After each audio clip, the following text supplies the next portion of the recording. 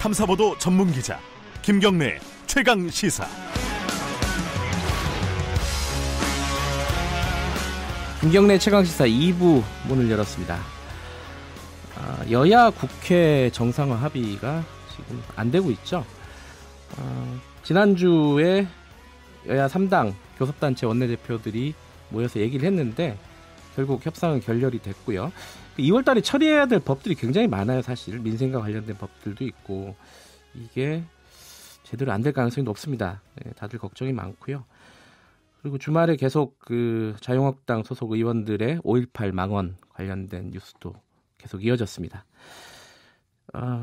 정치 현안을 더불어민주당 홍영표 원내대표와 얘기 나눠보겠습니다. 안녕하세요. 네, 안녕하십니까. 홍영표입니다. 네, 5.18 공청회 지난 8일 열렸죠. 자유한국당 의원들 주최로요. 네. 각종 망언이라고 표현할 수 있을 정도의 발언들이 쏟아졌습니다. 지금 민주당의 입장은 어떻습니까? 네, 저는 사실 이게 정말 제대로 된 이렇게 발언했나 하고 제 귀를 의심했고 정말 분노했습니다. 사실 5.18 민주화 운동은 이미 국가적 차원에서 논란이 끝난 것이고 또 그렇기 때문에 뭐 5.18 민주화 운동 특별법이라든지 또 법원의 판결이라든지 뭐 수도 없이 많은 것들이 그 역사적 진실을 밝혔고 진실을 밝혔고 제도화를 또 했습니다. 그럼에도 불구하고 민주화 운동을 폭동이라고 하고 희생자들을 종북 좌파가 만든 괴물 집단이라고 하는, 저는 그런 말하는 자유한국당 의원들을 보면서 정말 참 분노하지 않을 수가 없습니다. 그 의원들의 얘기는 이제 보도가 많이 돼서 이제 얘기가 나오고 있는데 사실 이제 자유한국당 당 차원의 입장에 대해서는 어떻게 생각하세요? 이 부분은 좀 민주당 얘기를 좀 들어야 될 것 같고요. 5.18에 대한 그 자유한국당의 그 분명하지 않은 그 미지근한 태도가 저는 이런 결과를 초래했다고 생각합니다. 아시겠지만 그 작년에도 5.18 진상규명 특별위원회를 구성해야 하는데 뭐 이렇게 워낙 그 여론이 안 좋아서 좌절되긴 했지만 지만원 씨를 추천하려고 하는 움직임조차 있었지 않습니까? 그런 것도 있었고 또 그것과 관련돼서 자유한국당 의원들이 유사한 발언을 많이 했고 또 지만원 씨를 지지하는 행동을 해왔습니다. 그런 것에 대해서 전혀 어떠한 조치도 취하지 않고 애매모호하게 일관되게 그렇게 해왔거든요. 그것의 결과가 그런 망언을 범죄적인 망언이라고 저는 생각합니다. 그렇게 결과를 만들어냈다 생각합니다. 자유한국당 당 차원의 좀 모호한 입장들이 결국 이런 망언들을 불러왔다 이런 말씀이시네요. 네, 그렇습니다. 관련된 얘기는 그 조만간 자유한국당 쪽이 연결이 되면 제가 한번 좀 여쭤보도록 하고요. 지금 민주당에서는 이 부분을 국회 윤리위에 제소를 하셨죠?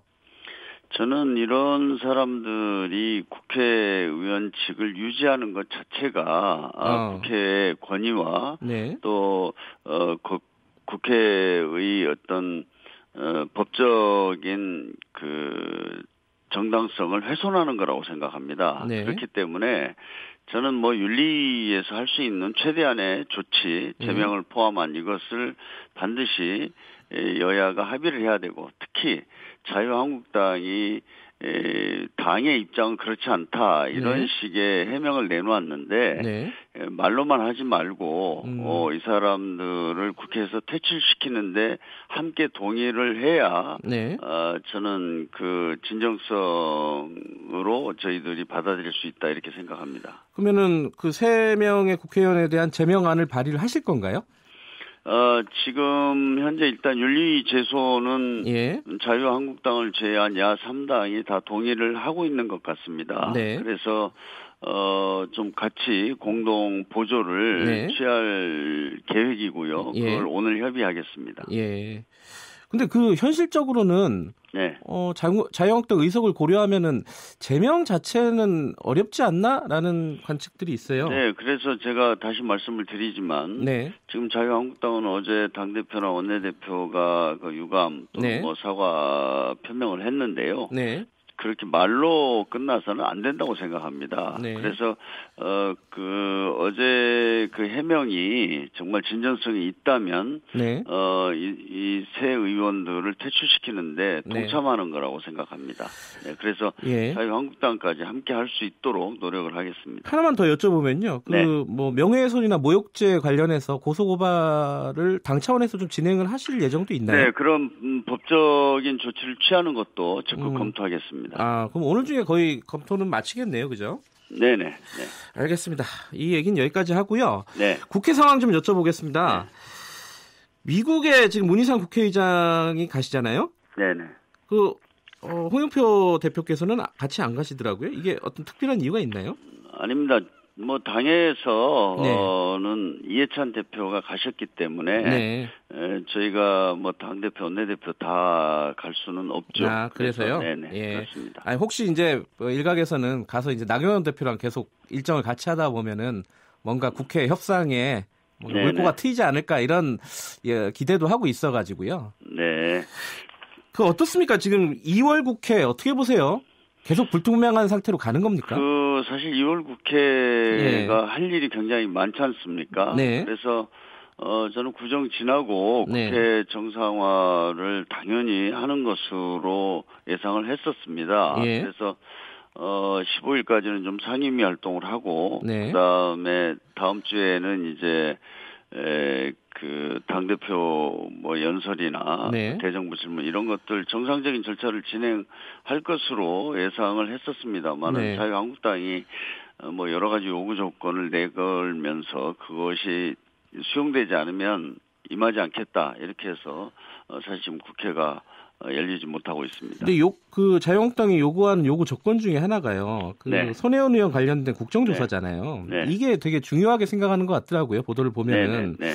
이 부분은 받으실 요양이 없으세요? 왜냐하면은 그 전수조사하겠다는 게 이해충돌조사위원회인데 민주당 측에서는요. 그 두 개 같이 추진할 수도 있을 것 같고 그냥 밖에서 보기에는 어떻습니까 지금 상황이? 아니 그래서 제가 그걸 안 받겠다고 했던 것이 아니고요.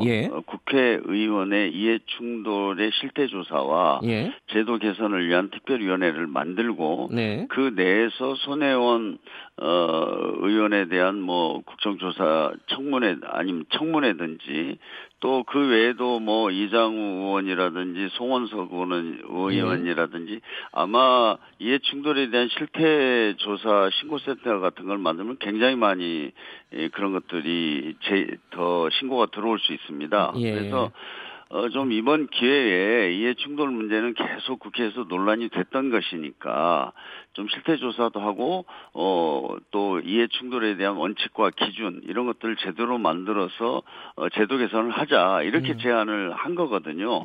그런데 이제 그것을 못 받겠다. 손혜원 국정조사만 해야 된다. 이렇게 주장이 맞서서 합의를 하지 못했습니다. 그 문제는 뭐 앞으로도 적극적으로 논의하도록 하겠습니다. 그 합의 여진이 있는 거죠? 왜냐하면 국정조사하고 아까 말씀하신 홍 대표께서 말씀하신 뭐 그런 어떤 조사위원회 구성 뭐 이런 것들은 동시에 추진이 가능한 거 아닌가라는 생각이 좀 들어가지고요. 아니 이해충돌에 대한 특위가 만들어지면 그 내에서 청문회를 하면 되거든요. 저희들이 이제 청문회냐 조사위원회 뭐 어떤 차이가 있냐면 증인이나 참고인을 부를 수 있는 법적으로 와서 허위 증언이라든지 뭐 그런 걸 못하도록 하는 것 때문에 저희가 청문회나 이런 걸 하거든요. 그래서 저는 그 안에서 충분히 할 수 있다고 생각합니다. 알겠습니다. 어쨌든 민주당 입장에서는 그 이해충돌 조사위원회 구성해서 그 안에서 하자. 특위를 구성해서. 지금 여러 가지 제기되는 문제들에 대해서 여전히 사회적인 논란이 되고 있거든요. 손혜원 의원 것만 해도 목포에서 있었던 일은 그것이 사실 어떤 개인의 어떤 이익의 충돌 문제인지 아니면 정말 그쪽의 근대 문화유산을 보존하기 위한 것인지, 이거는 목포 같은 데서는 압도적인 여론이 그 근대 문화유산을 보존하려고 한 것이다라는 의견이 많다고 합니다. 그래서 이런 것을 저희가 뭐 한번 국회에서 이렇게 한번 점검해보는 건 필요하다고 생각하고요. 그 다음에 이제 다른 의원들에 대한 문제 제기도 언론이나 뭐 여러 가지 경로로 되고 있지 않습니까? 저는 그런 문제들도 함께 다루어서 앞으로는 이해 충돌 문제를 가지고 이것이 어떤 그 논쟁이 되지 않도록 알겠습니다. 원칙이나 기준을 세우고 어떤 제도적 장치를 마련하는 것, 이것을 위해서 저는 필요하다고 보고 있습니다. 민주당 입장으로 듣고요. 네네. 근데 지금 바른미래당에서는요, 관련해서요, 이게 민주당하고 한국당 거대 양당이 보이콧 공조를 하고 있다, 국회 보이콧 공조를 이렇게 얘기를 하고 있어요. 이 부분은 어떻게 받아들이세요? 글쎄요, 뭐 여당도 전혀 책임이 없다, 저는 그렇게 얘기하지 않겠습니다. 그러나 우리 국회라는 데가 매일매일 어떤 새로운 사안들이 발생하고 쟁점이 생깁니다. 그렇기 때문에 저는 우리가 이렇게 정치적으로 주장하고 요구할 것은 하더라도 국회가 해야 할 일은 해야 된다고 봅니다. 민생과 관련된 중요한 법안이라든지 뭐 최근에도 이제 어떤 탄력 근로제라든지 뭐 최저임금 제도 개선이라든지 이런 문제부터 시작해서 여러 가지 또 우리 그 공정거래를 위한 뭐 공정거래법이라든지 또 뭐 공수처법, 검경수사권 조정 뭐 이런 것들을 국회에서 일을 해야죠. 하면서 싸워야 된다고 생각을 합니다. 그런데 아예 받을 수 없는 요구를 해놓고 그걸 들어주지 않으면 전혀 국회 문을 열 수 없다. 이런 태도는 옳지 않다고 생각합니다. 원칙론적으로 책임은 인정하지만은 원인은 자유한국당에 있다, 이런 말씀이신 거죠? 네, 그렇습니다. 네네. 그 다른 얘기 두 가지 더 여쭤보고 끝내야 되는데 시간이 될지 모르겠네요. 빨리 좀 여쭤볼게요. 지금 그 북미 정상회담 일정이 자유한국당하고 겹쳤어요, 전당대회랑. 이 부분을 신북풍이다, 이런 얘기를 자유한국당 쪽에서 하고 있습니다. 이거 어떻게 받아들이십니까? 저 사실 그것도 황당합니다. 사실은 그 자유한국당의 전당대회를 방해하기 위해서 트럼프 대통령과 김정은 위원장이 하노이에서 2차 북미 정상회담을 한다. 이런 가정 자체를 어떻게 할 수 있는지 제가 지난번에 한번 말씀드렸습니다마는 이건 초현실주의적인 상상력입니다. 그리고 과거에 이제 북풍은 그 자유한국당의 전신인 한나라당 시절에 선거에 유리한 국면을 만들기 위해서 북에다가 어떤 총격 사건을 만들어 달라 이렇게 요구했던 그것이 북풍이거든요. 그것과 이번에 북미 정상회담을 한번 비교를 해보십시오. 하나는 전쟁을 통해서 하는 거고 하나는 평화를 지금 만들자고 하는 거 아닙니까? 그래서 저는 다르다고 생각합니다. 다르다. 오늘 여쭤볼 게 좀 많았는데 다음에 좀 마저 여쭤봐야 될 것 같아요. 시간 관계상 여기까지 하겠습니다. 고맙습니다. 네, 감사합니다. 더불어민주당 홍영표 원내대표였습니다.